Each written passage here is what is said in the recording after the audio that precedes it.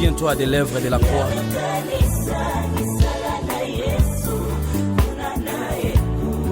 Opesa biso mokongo te Yahweh.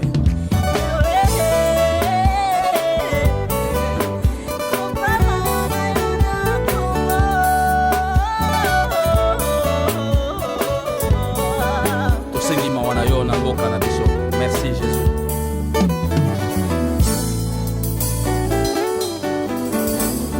Opesa biso mokongo te Yahweh.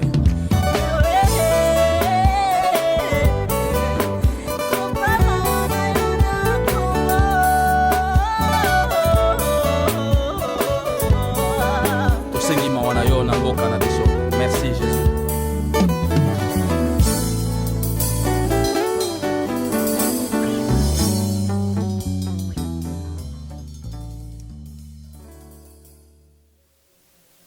Bien-aimés dans les Seigneurs, bonjour, bonsoir, ça dépend au temps auquel vous nous suivez de partout, à Kinshasa, à Brazzaville et leurs environs.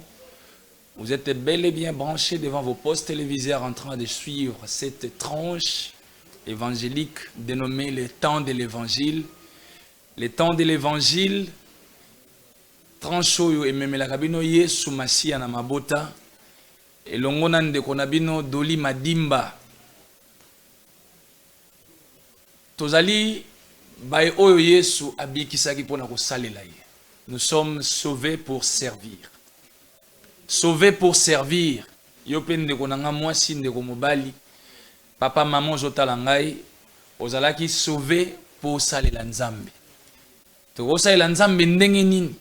Tokosalela Nzambe na nzela ya okendaka pe kotalaka borfelin na baveuve.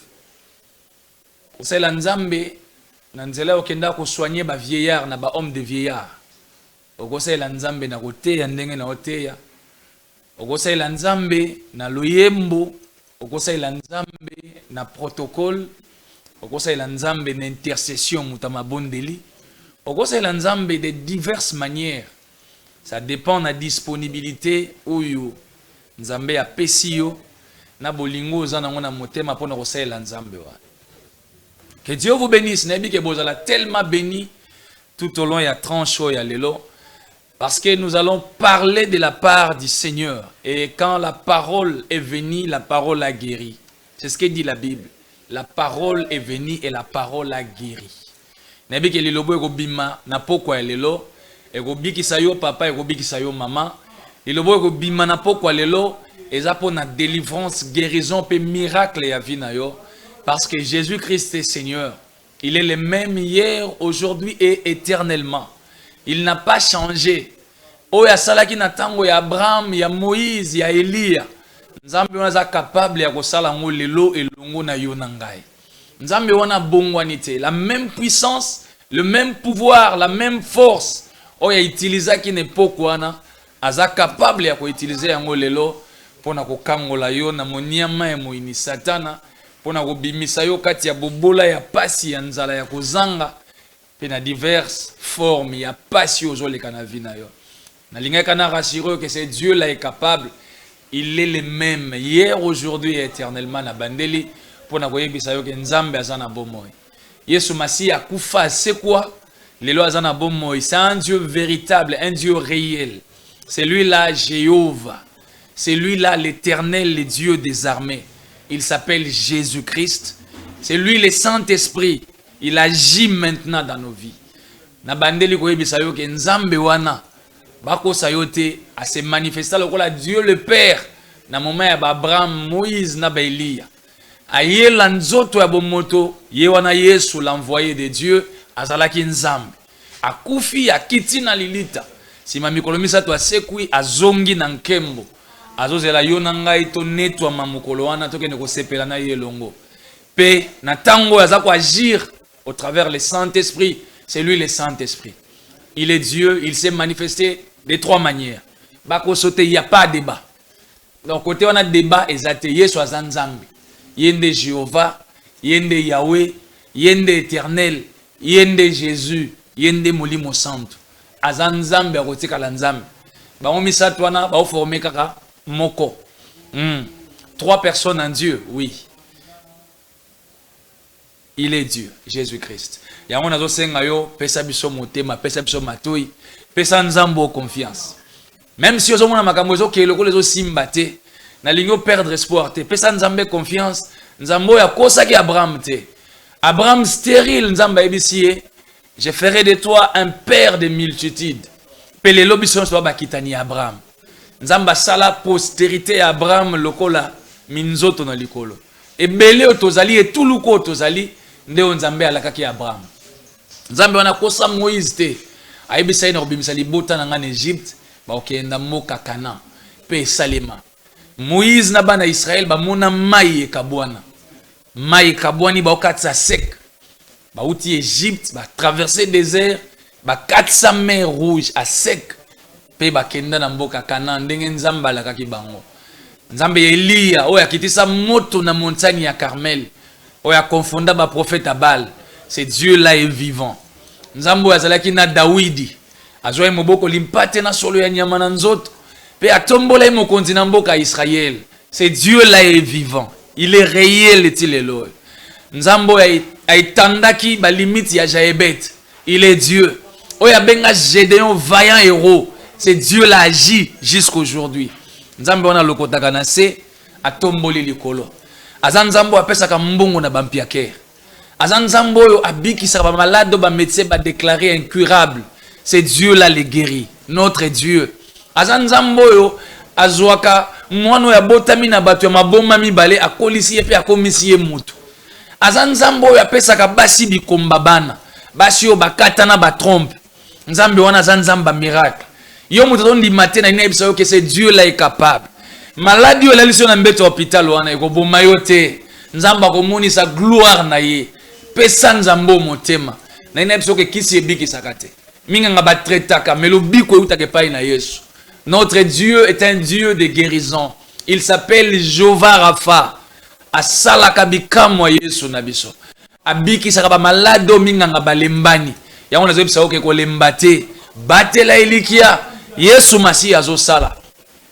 Azan nzambo apesaka misala na ba chômeur. Regarde ce Dieu ici. Azan nzambo oyo azongisaka ilikia na mitemo eza kolela. Regarde ce Dieu comment il est bon. Azan nzambo oyo asalaka makambo elekelaka mayele ya bana na bato. Esika mayele ya bato esuki nde ya nzambo ebandi. Esika makasi na yo moto esuki lobi na komi na suka nde makasi ya nzambo to yeli yo lelo ebandaka. Azan nzambo oyo achaka mpole esika molili ezali. Esika molili eza ko régner, quand il vient, il amène la lumière et il chasse les ténèbres. Nzambo oyo aza capable. Azwaka likasa na se azongisi yango susu na nzete pe likasa ezongi ko fleurir. Tala nzambo oyo. Azan nzambo oyo azwaka mobola o mokili ebwaki a imposer ye na cour des grands. Alléluia Jésus. Azan nzambo asalaka chemin atana désert. Abimisaka mai atana désert. Un Dieu capable, un Dieu puissant. Azan nzambe oyo afutaka bien. Na bengaka le patron par excellence. Atikala na nyongwa mutu te. Je te dis, nzambo soko saelie bien. Afutaka bolamu ata ya bakoko na bana na bango. Afutaka salaire ya ba papa na bano bango bakotika. C'est un Dieu qui n'oublie jamais, il ne délaisse jamais. Atatango santa kotika li yo moko wana. Nzambe wana tika yote, azalaka na yo. Nazo biso ki ba situation musozo leka. Nous autres nous sommes passés par là et on croyait une fois que Dieu nous a abandonnés. Mais nous avons compris après qu'il a été toujours avec nous. Même dans notre solitude, il était là. Il était là et il nous consolait.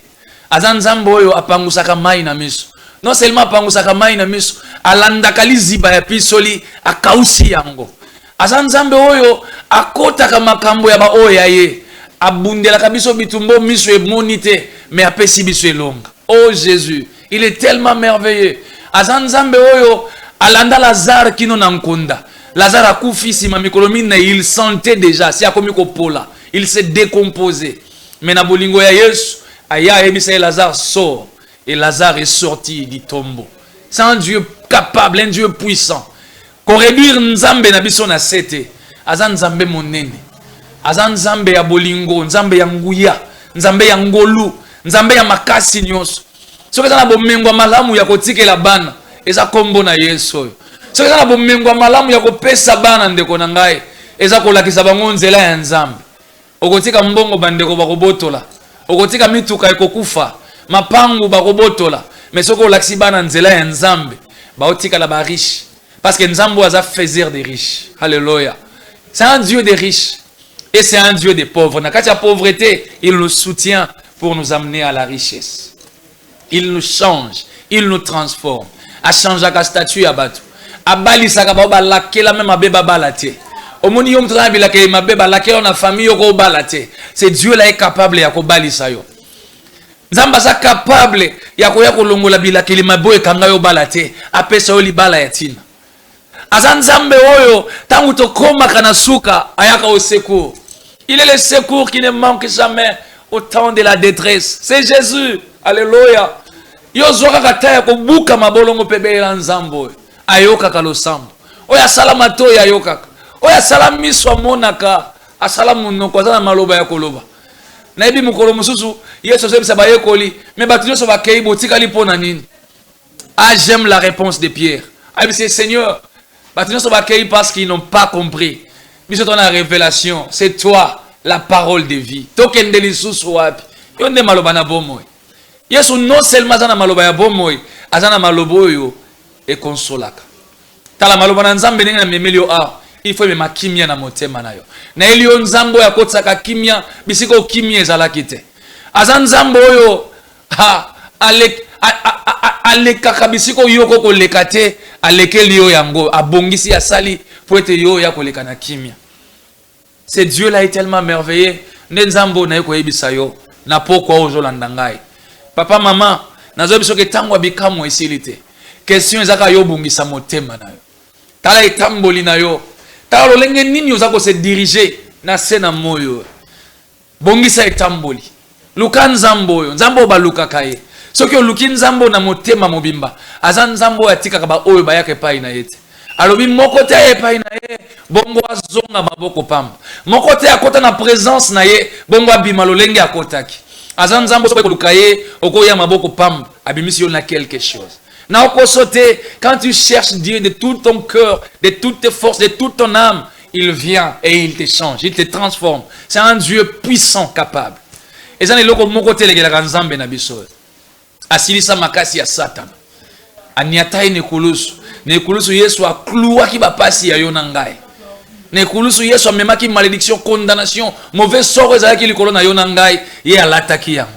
Il s'est fait pécheur afin que nous devenions saints. Alléluia. Il a payé. Alléluia. Un grand prix. Il s'est donné en sacrifice. Un sacrifice suprême.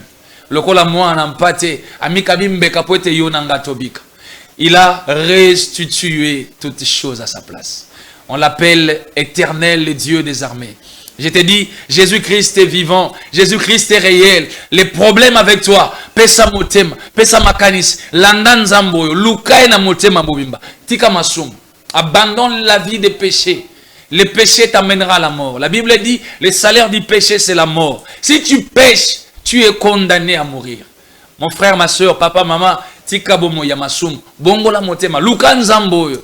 Il est un Dieu capable. Il est un Dieu qui change, qui transforme. Et non seulement il transforme, il pardonne les péchés. Quand tu viens à lui avec tout ton cœur, il te pardonne et il te sauve, il te change. Seigneur, merci pour ces bons moments que tu nous accordes au-devant de ces télés qui sont ouvertes dans toutes les maisons, Seigneur, partout dans la ville de Kinshasa et aux environs.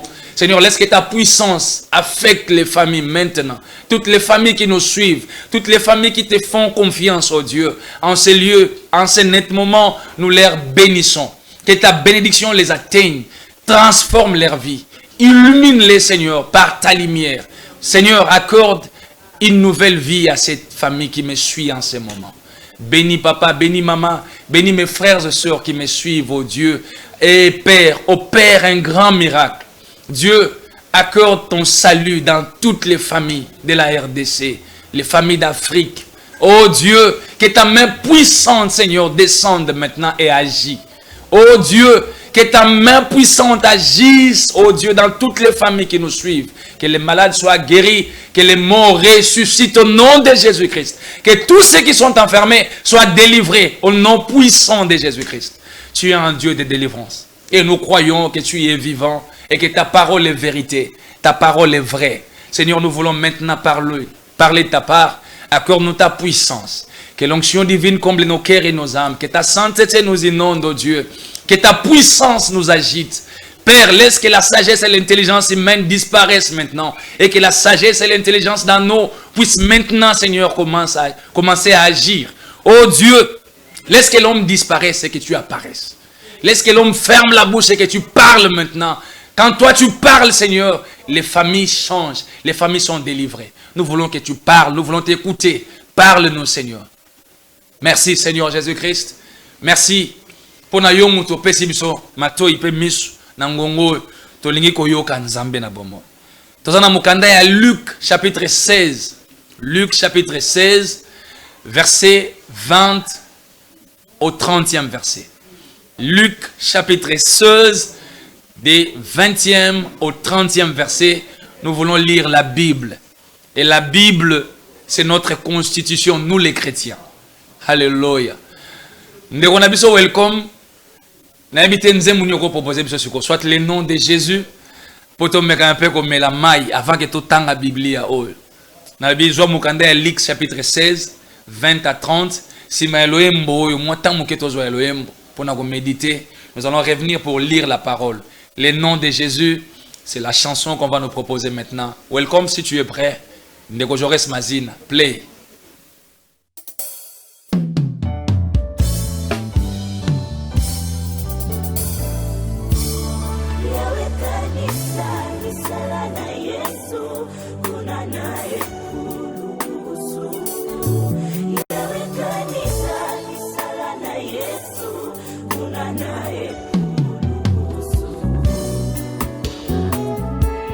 Voici ma repentance, oh Dieu. Écoute mes supplications, Yahweh.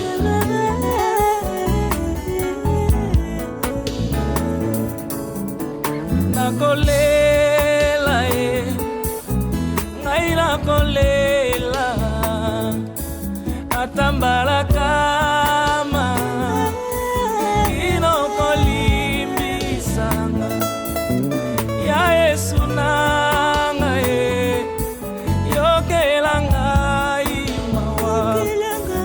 Sumuna sali memelinga yoyo kufa maladi pasi pe minyoko nakokite o nana bomba yango nakolela naina kolela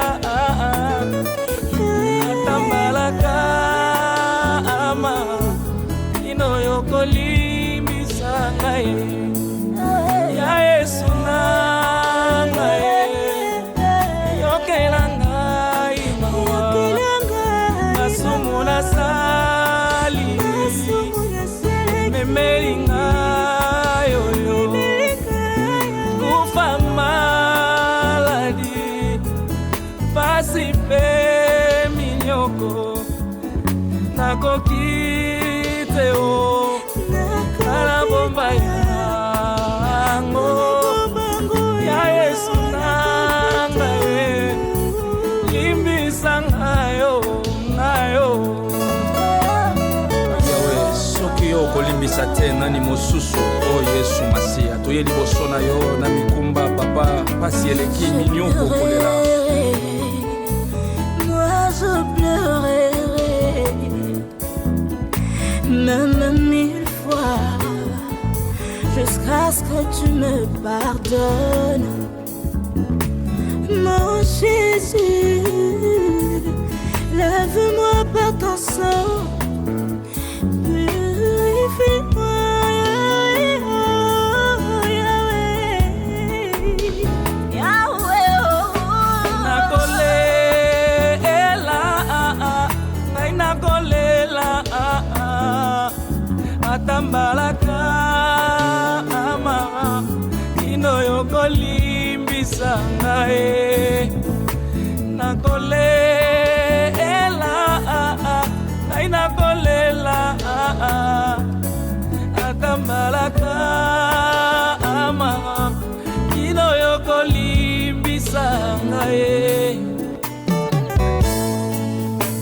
sopa ngolu na yo ngolu mawa toza kosenga na mabota na biso bisika nyonso Yesu kita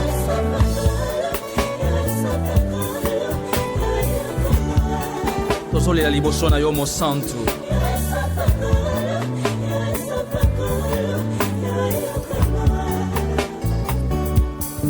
mibali bilombe mayele na moto wapi misala soki bazwi misala salera malonga wapi yango kotangela biso mabunga te effacer ba iniquité ba péché ba transgression na biso Yesu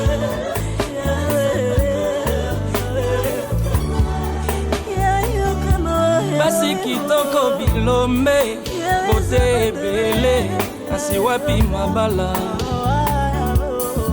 soki mpe bazwi yayaka tofanda mibali ya baproblème yawe kotala biso lokola basumoki te tala biso na ngolo na yo na mawa na yo nkolo sopa ngolo mpe mawa na yo likolo ya mabota nyonso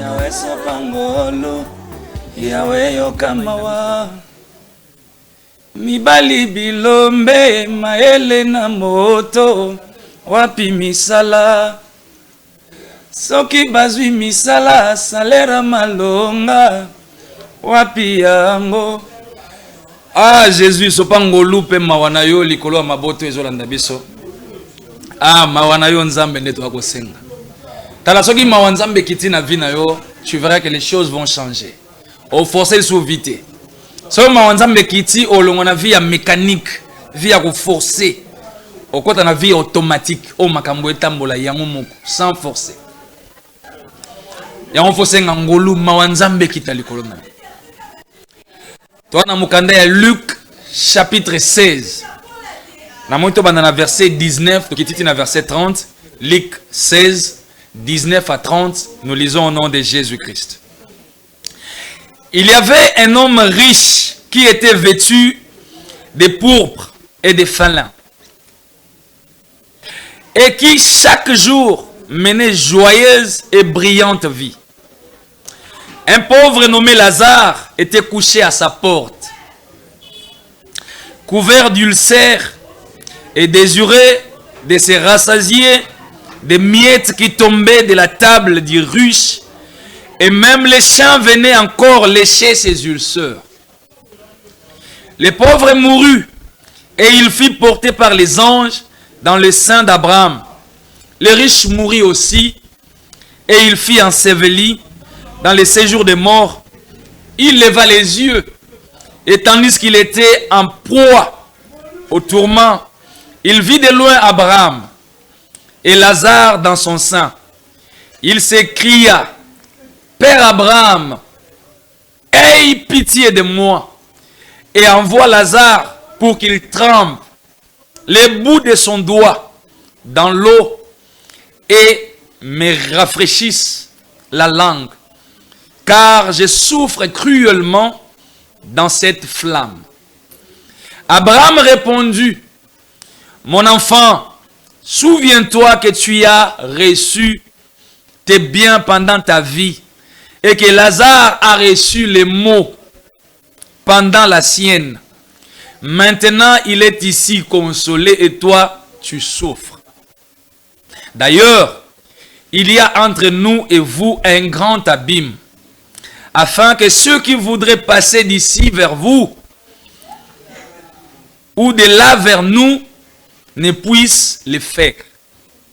Les riches disent: Je t'ai pris, Père Abraham, d'envoyer Lazare dans la maison de mon père, car j'ai 5 frères. C'est pour qu'il leur atteste ces choses, afin qu'ils ne viennent pas aussi dans ces lieux de tourments? Abraham répondit, ils ont Moïse et les prophètes qui les écoutent. Et il dit, l'homme riche dit, non, Père Abraham, mais si quelqu'un des morts va vers eux, ils se repentiront. Et Abraham lui dit, s'ils n'écoutent pas Moïse et les prophètes, ils ne se laisseront pas persuader quand même quelqu'un des morts ressusciterait. La parole du Seigneur. La Bible nous parle de l'histoire d'un homme riche et le pauvre Lazare. Le pauvre Lazare, azam jeune azalaki ko vivre liboso ndako ya riche. Corps na ezalaki rempli na ba ulcère, azalaki ko tangisa mai, azalaki ko bela. Tellement azalaki mobola, non seulement mobola, bakisela yango maladie. Azalaki ko vanda liboso ndako ya riche moko. À chaque fois que bazalaki ko sisa ko lia biloko bazalaki ko boaka na fulu, il pas azalaki ko profiter pour lia yango. Babi même bambwa bazalaki ko lécher ba ulcère ya Lazare. Il est arrivé une fois Lazare à Koufi, les riches aussi à Koufi. Mais ces deux hommes ici, ils ont une vie différente. Lazare, le pauvre, craignait Dieu. Et les riches ne savaient pas Dieu. Azaki muto masum. Riche azaki muto bomo ya mabe. Atambola ki malamu te na sena moy à se retrouver na lifelo. Et le pauvre Lazare, le ko atambola ki bien na sena moy à se retrouver na lola. Mais homme riche, pendant que Zaki nakata ba tourment, na moto kuna na lifelo, aboki misuli kolo amoni Père Abraham, notre père de la foi. Et aibisi Père Abraham, tinda le pauvre Lazare, achata lo boko ni na mai, atangiselanga na lolemo, pour rafraîchir nga lolemo, pour ça ya mai leki moto leki ya na lifelo. Père Abraham aibisi est riche. Ozalaki na yo vi na se na moi na bisengo na yo. Lazare pe azalaki na ye pasi na se na moi. Siko lelo Lazare aza consolé tato vandi na awa na bokonzi ya tata yo zo nyoka mape na lifelo. Mon frère, ma soeur, papa, maman zo landa ngai, bomo ya masumu ekokumbo na lifelo. Bomo ya bosantu ekomema yo na lola. Nazo bisabino chaque fois tozo ya liboso etando ike eza masapote tozo yebisa yo. Il y a un enfer et il y a un paradis. Toi, en enfer, il faut éviter ton kota. Toi, en paradis, il faut bunda ton kota. Papa, maman, et l'enge moi si mobali. Où est là, bomo yaseko. Ndima Yesu Masia. Yesu a telemi na porta mote manozo beta. Ndekonanga fongo ela ya kota. Tika bomo ya masumu. Tika bomo ya mabe. Landa Yesu. Ndeko, soko boy Yesu. Tozo memelo, tozo te ya yo butu na moi. Tango se retrouver na moto. Obando kanisa ta biso ba oyoke pasteur ton frère moko ateya kinga lobi na boya ko yoka. Riche ya James Abraham, abi père, pardon. Tinda Abraham, tinda Lazare, acha musape na mai melisangai na munoko posa mai eleki. Abraham abi se entre biso na bino za na libulu munene na katikati. Ozo permettre te biso to longwa awa to kita vers bino. Opesala ke moko ta utepa na bino aya awa. Bokabwani kozala ndeko nanga mukolo asuka. Ba kozala moto na lifelo libulu munene na katikati. Oyo ko permettre te ko longo na lifelo ke na lol. To longo na lolo ke na lifelo pour que songa ndeko nozo mona kuna na lifelo. Je vous dis, eza na enfer moko ya ko éviter ndeko na ngai. Yo muto milangwa, muto bondumba, muto ekobo. Yo muto inaka batu, ochelaka batu ba poison. Yo muto kenda na kisi, okenda ko luka soloka po bonga. Nazo yebisa yo un jour okufa. Mais tant okufa, ndeko na ngai molema na yo ekokende wapi? Tant to yebisa yo boeza po yeba ete après sima ya liwa oyo tokokufa na sena moi, il y a encore une autre vie. Bakosa yo tege mokili esuki awa. Après liwa vie musu ezate bakosi yo. Ebele ba après cette vie il y a pas de vie. Oso ida mutu akufi esili. Ndeko na nga nazokosa yo te. Après l'iwa, il y a encore une vie. Et vie après l'iwa, il y a moulaï ko leka vivre. Les loro vivre 120 ans sans nzamba pesi yo chance. Oko vivre 100 ans, soki nzamba lingi. Oko vivre 90 ans. Mais nazo yebisa yo ke vie auto okende après l'iwa. Vie wana eza éternel. Eza vie eko silate. yo muto okena lifelo e ozala moto ya libela kozika na kolela biso ba to okene pa na Yesu to banda ko bika bomo yesengo na okosa yo te. Il y a un enfer à éviter, il y a un paradis à gagner. Choisis. Nzambo tondimila za démocrate. Apesa nebiso chance. Opona na yo nzelo lingi. Oponi bomo ya masumu, c'est ton problème. Ok na lifelo. Olingi Yesu Masia oponi nzela ya Nzambe. To ok na yo na nkembo lobby. Parce que biso tondimaka ke Nzambe wana za na bomoy et que le paradis est réel. Bongo la bomo inondeko. Tika masumu. Ndimela Yesu na tango tozobetela yo ngonga azana porte azobeta azana nzela azoya mikole komi ya kotanga. Rachetez le temps car les jours sont mauvais. Ndeko na ngai bokonzi ya Nzambe komi pembeni. Defo ko lo banda banda ko yebisa biso bokonzi ya Nzambe komi pembeni. Wapi bokonzi yango? Bokonzi eza pembeni. Kala mingi te Yesu akozonga. Bilembo ebele alobaki ekomi da kokisama lelo. Bilembo ebele masi apesaki albika koyana mwana Nzambe bilembo ebele alobaki ekomomona na lelo. Soko tali bolingo na mitema bato esili. Bolingo elimwe na mitema bato. Mutu akomotala kaka intérêt na ye, atalaka susu intérêt ya ndeko te waza pembeni. Bolingo esili na kati ya bato. Eza parmi bilembo Nzambe apesaki. Bato bakomi kolinga mbongo koleka Nzambe. Ozomona mutu andimi aliaka kaka na butu me akoma mutu mbongo. Nyonso wana lokoso mbongo. Mutu andimi mwana mobali loko na zaboye muninga na mobali azwaka ngai pona koluka mbongo. Ndeko ozomona elenge mwasi kitoko abimaka na muninga na mwasi. Nyonso wana lokoso mbongo. Lokoso mbongo etekisi batu milema epai na Satana. Lokoso mbongo ekoli makasi eza parmi bilembo oyo Yesu Masia alakaki. Alobi tangu ya kozonga ya mwana moto bokomona bilembo oyo. Tala mokili yango lelo ba guerre par-ci par-là. Ba guerre par-ci par-là eza ko annoncer kozonga ya mwana Nzambe. Ndeko boye ya Yesu Masia ekomi pene. Bongola motema na yo. Ndimela Yesu na tango za na bomoyi. Soko kufi ndeko okozo occasion te ya kondimela Nzambe. Ndimela Nzambe pendant que tu es vivant. Azo senga yo na motema mubimba. Molimo santo azo lela tango mona kozo bika bomo ya masumu. Il pleure parce que Nzambe alinga kufa ya muto masumu te. Nzambe alingi muto bongola motema ya mbwa kufa. Ya mbwa tika mokili oyo. Ndeko nanga bongola motema. Bisengo mokili ekotikala. Mokili oyo ekoleka ekozika na moto. Mais la vie éternelle ekoya ndeko baba kondimela Yesu bakobika bomo ya seko. Bomo ya seko eza réel. Ndeko tika masumu. Bongola motema landa Yesu Masia. A quoi bon o gagner nyonso mokili? Bongo lobi obungisa bomo inayo. A quoi bon o gagner biloko nyonso ya sena moyo? Bongo lobi obungisa molimo na yo. Ndeko nanga ndimela Yesu. Satan aza mokosi. Azokosa yo elenge mwasi elenge mobali. Tu peux servir Dieu. Tala babeta histoire ya homme riche. Azalaki na ba capacité nyonso akosala Nzambe. Mais bomo inaye aboya kosala Nzambe. Amemaki yango mabe suka ni akotaki lifelo. Ndeko na linga ile ona lobela plus la pauvreté. Dans on a fongo la Bible na otanga na passage moi dans ma tête j'aimerais parler de la pauvreté. Na linga na yebisa yo ndenge ni bobola eronjaka bomo ya mutu. Ndenge ni bobola ekomisaka mutu sans valeur. Ndenge ni bobola ekoko nyokola yo. Mais je ne sais pas orientation Nzamba meminga ko comparer homme riche na pauvre. Ndeko tu peux avoir la richesse et servir Dieu, c'est possible. C'est possible d'être riche et servir Dieu. C'est possible d'être riche et servir Dieu na bandela ndeko na ngai.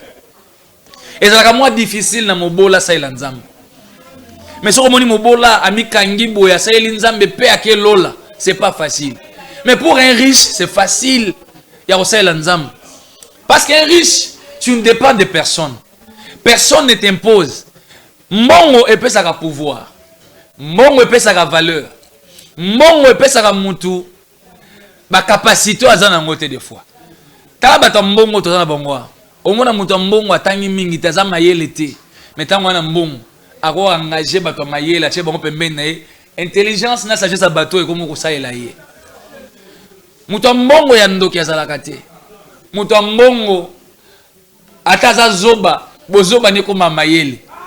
Mutambongo koti na bino na buzoba, mais lokola pesa na bino mbongo na ye, bokolanda buzoba ne parce que ça mutambongo. Yango nazo yebisa que tu peux être riche et servir Dieu, c'est possible. Mais c'est difficile na pauvre ça ilanzambe.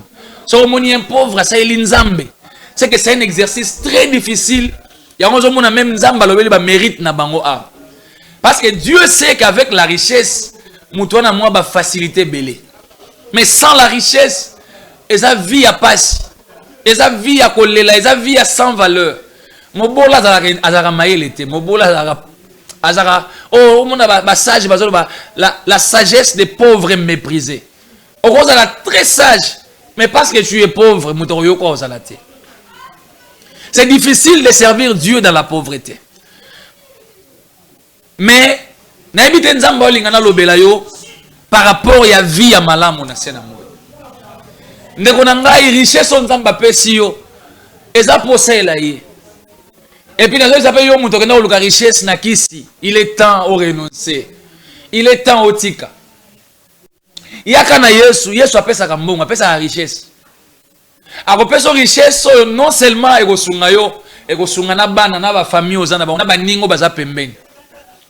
Richesse nzamba kopia yo, eza richesse ko memelo kimia, car la Bible dit la bénédiction de l'Éternel enrichit et ne se fait suivre d'aucun chagrin. Mais bénédiction ngala benga ou bénédiction te na benga ngo malédiction.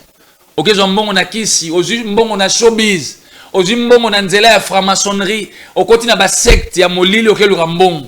Okeluka étoile briller, okeluka lumière. Mbongo wana osunga nango batu te. Ba mbongo wana ezaka plus ba mbongo ya onyokola nango batu. Tala ebele ya ba mbongo mabeza na mboko. Omona batu mususu bazana ba richesse moko weuti na ndenge ya mabe. Musana bango za konyokola. Soka na quartier, bomona courant tikalika na ndako na ye.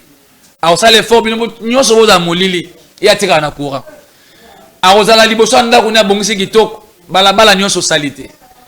Aosala effort bino bolelaka, ya tika la seule leader. Mbongo kozana ndenga mabe, ezaka mbongo pona okundaka batu. Ezaka mbongo pona kosunga batu soka beli. Mais pour pesa muto sala commerce, muto atanga kelasi, muto voyager au pesa te. Osunga muto azana nzala zo lukelo kolia okopesa te. Ba mbongo utaka na molili, eza mbongo esunga kana ngote en réalité. Eza mbongo yaka pona konyokola nde ba pauvre, pona konyokola makanisi ya batu. Yango na zebisa yo zana richesse ozwi na mutoki. Richesse ozwi na bonzambe, osali musala maboko na yo ozwi mbongo. Nzamba sungi yo ndeko na ngai. Ozalaki mobola, atomboli yo akomisi yo mutu, apesi yo mbongo. Nazo biso ke mbongo wana okosala nango bon usage. Mbongo ozwi na nzambe, okosala nango bon usage, okosunga nango famille, okosunga bandeko. Mais mbongo ozwi na nzela mabe ndeko na ngai, eza mbongo oyo eyaka na chagrin sima, eyaka na kolela. Nazo exhorter mon frère, ma sœur, tika showbiz. Tala ne boko mala be hémorroïde esilaka te ndeko na ngai mobali ndeko mwasi. Ozwaka seringue wana tala hémorroïde esilaka susu te. Oka ape sonité mobali nzamba sali yo na force na nzoto. Omikomisi PD. Omikomisi bazwa kona baninga mibali.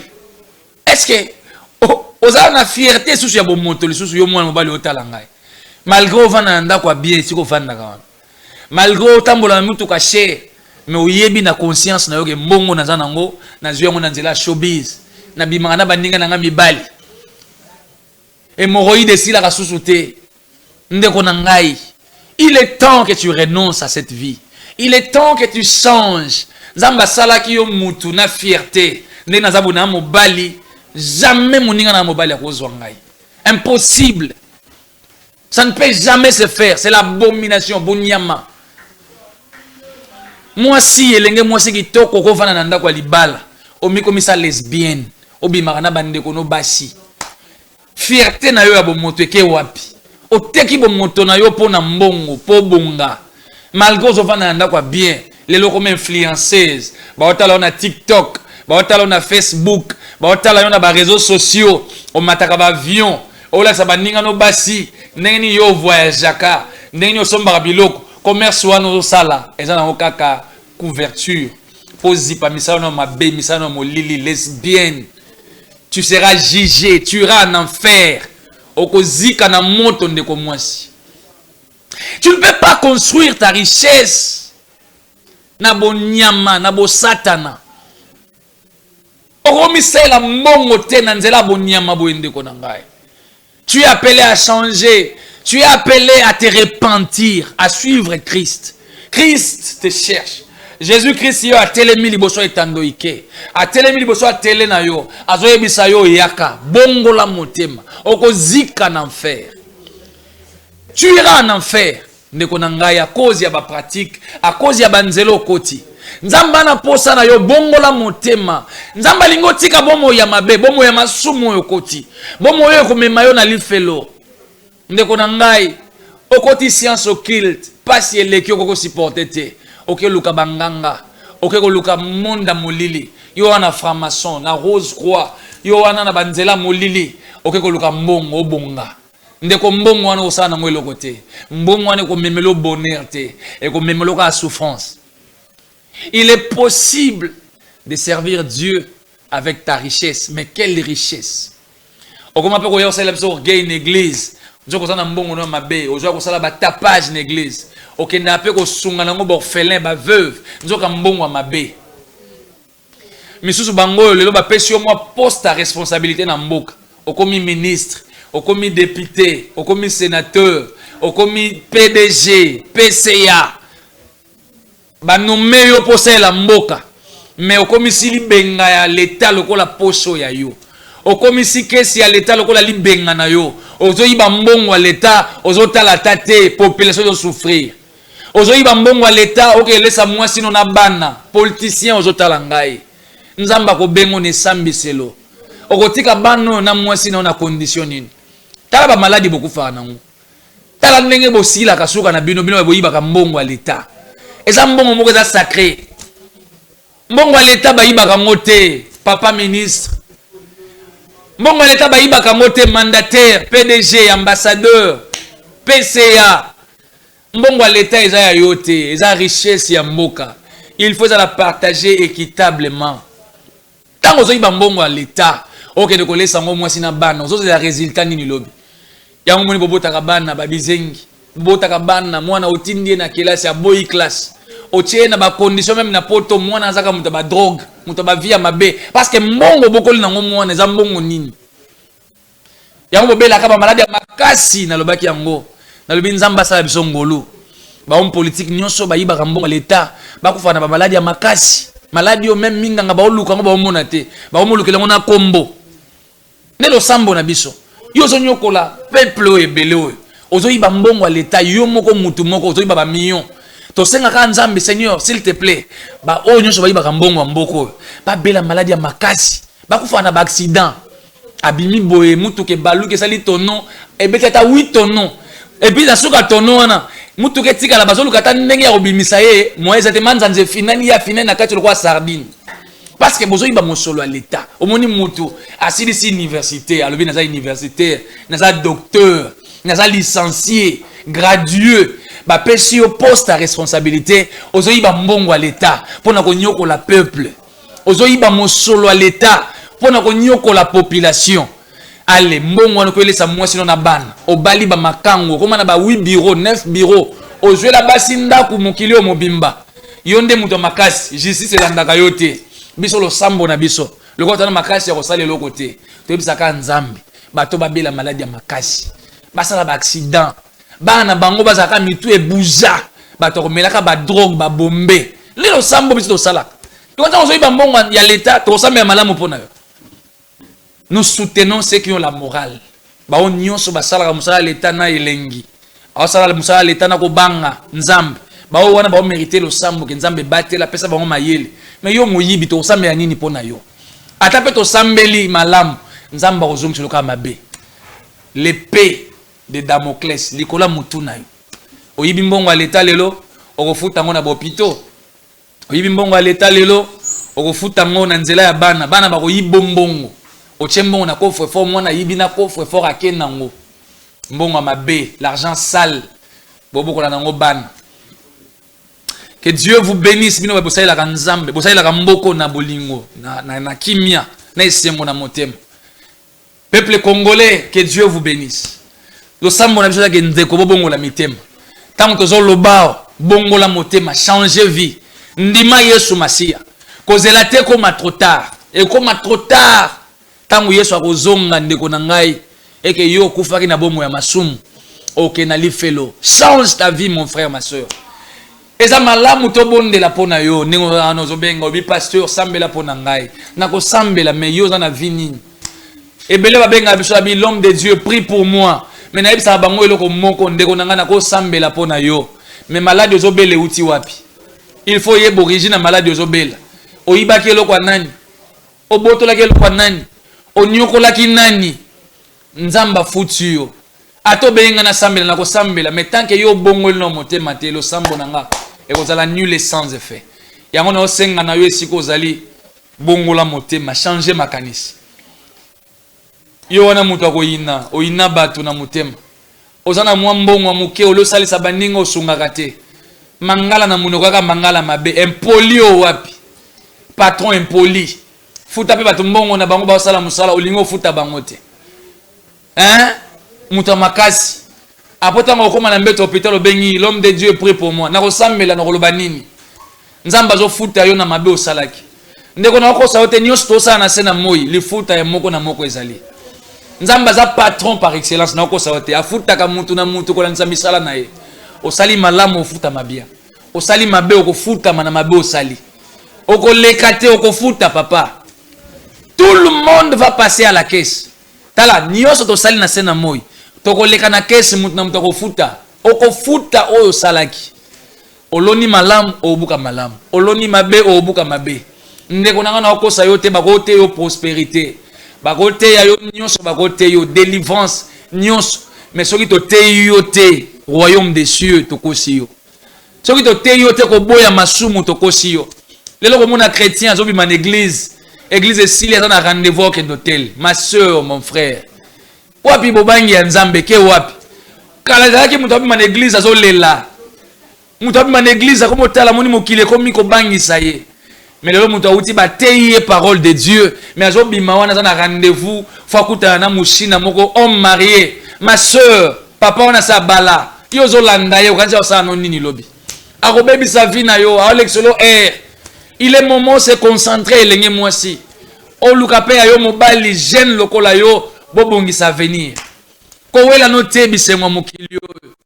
Olanda ba papa wana poza na mbongo, mbongo wa mabe, mbongo wa kisi, mbongo wa yibi na mboka. Ata sombele mutu, sombele ndaku lelo e ko profiter na rien. Akotiki lo semasa mabe lobi oyo bandole la vie mobimba. Ma sœur, changez vie. Ndeko mobali oza elenge yo wana sima ba mama mikolo. Gigolo baboko la kayo mwana mobali na mama moko na ndako moko songolo okota ki Mario mwana mobali ozoka pe sonité mama moko alesa kayo azwa ko en charge mama wana zo lexelo air azo baby selo vie mon frère eza pala muté yo elenge mobali omona ka bolumbu ya muto aleki na âge ce n'est pas bon, tu es maudit bima na ndako mamoyo elenge mobali luka mwasi ya âge na yo luka mbongo jeune frère Luka mbongo bala, obenga milobi obala, ozo ya yo ndako bongisa vino na bana. Mamoyo azana misala mabe, akobebi sa vino lobi. O te bolingwe ki pa âge te bolingwe ki pa âge. Ekar ya âge so elekeza mabe. Ya kitoko mingi te, fo luka mobali to mwasi ya génération na yo. C'est important. Boza ne ekar ya âge, mais eza mingi makasi te, c'est pas propre. Et puis yo femme, obala na nte, olanda eno marié. Yo asa otikelo nini? Arolexelo RT lobi na ngwa kotika yo comme lela. Ça c'est un conseil. Soko yo kanga soko finga italio. Mais je te parle ce qui est vérité, ce qui est réel. Mon frère, ma soeur, changez vie. Vie ozo mene wana. Orobuka mbano na yo lobi. Lobi obando lela, oroluka bando kina famille nzoka yo moko tambola ki mabe. Bongisa bomo ino na nzambe. Nzambe na biso ana posa na yo. Ana posa to salela ye. Ko salela nzambe oyo. Ndebo moya malamu na sena moya.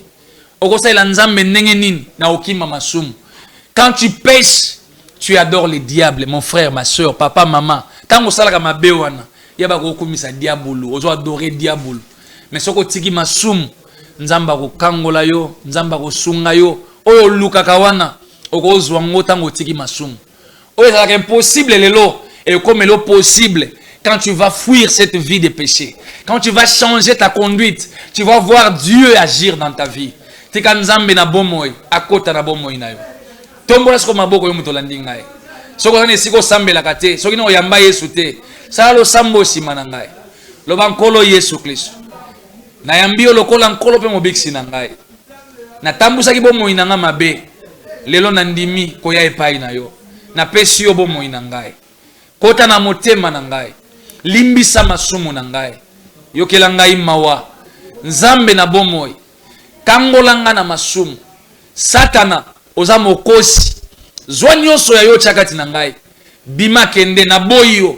Na kombo na Yesu Kristo. Kolo Yesu. Fanda na motema na ngai. Tambwisa ngai. Sunga ngai na bila bacholite. Changer bomoy na ngai. Na tambola sembo kati na nzela na yo. Na banga kombo na yo. Na tosa iloba na yo. Na linga yo nzambi. Na kangama na yo. Yesu. Longola kombo na nga na buku ya kufa. Koma kombo na nga na buku ya bomoy. Changer vie na ngai. Pesa nga bomoy na yo. Bomoy ya bosante. Na kombo na Yesu. Seigneur, je prie pour toutes les familles. O balandi biso. Tika bonzambe na yo kota na mabota. Zongisa bobangi ya kombo na pe botosi eloba na yo kati ya mabota. Nzambe délivrer ba famille. Délivrer maboto elandi biso nzambe. Seigneur, puissance na yo ekita. Mabota échanger. Maladie elongwa. Kufa elongwa. Molili ebima na mabota. Pasi ebima. Kimia na yo ebila mabota. Na kombo na Yesu. Seigneur, to bondeli pe pona mboka Congo. Père, to sengi kimia na mboka oyo. Bakonzi nyonso bayibaka mbongo wa Congo. Seigneur, mona bango. Mopanga na yo ezwa bango en charge. Bakonzi nyonso bakomplotaka contre mboka oyo. Oyo bakenda kosola na molili pona ko déstabiliser Congo. Nzambe nanga moto na yo ezwa bango en charge. Mopanga na yo kita. Ba mona pasi, ba souffrir. Ba échouer na ba mission ba mandat na bango. Na kombo na Yesu Masia. Père, to pamboli mboka Congo. Bomba biso na makila na yo nzambe.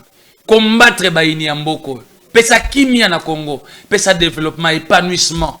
Pesa mayele pe boania na bakonzi oyo basalaka pona bonheur ya Congo pona intérêt général.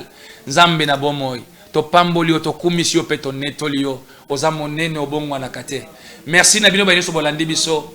Merci na ndeko welcome kuna na machine. Merci ndeko Jores Mazina. Ndeko Reli Vita. Ndeko Grâce. Oya zaki sima ya caméra. Bandeko nyonso basungi biso le po teto kende malamu na bandako na bino. Merci beaucoup. Merci na maman Grâce Bisouza, ma femme, la plus belle de toutes les femmes. Merci na Dolce Desert Ndaya, do Graciela Tumba, do Christiana Moussaou, Rit Ninga, Ortinel Ntsakala Madimba, Divin, Maman Magui, bandeko nyonso tozalaka ensemble. Maître Sam Kamango, Maître Misi, Tango Fort, Sabiti, Obed Miteu, bandeko nyonso na pesi bino mbote, Bernata Makambo. Ce qui est soit zongi tête au côté lobby na numéro mususu. Merci.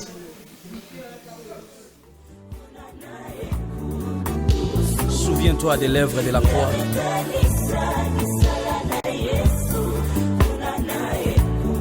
Pourquoi ça biso mo kongote Yahweh?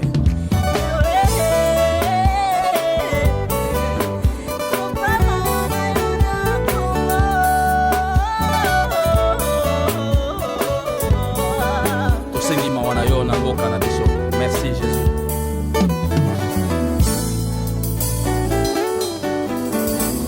Pourquoi ça biso mo kongote Yahweh?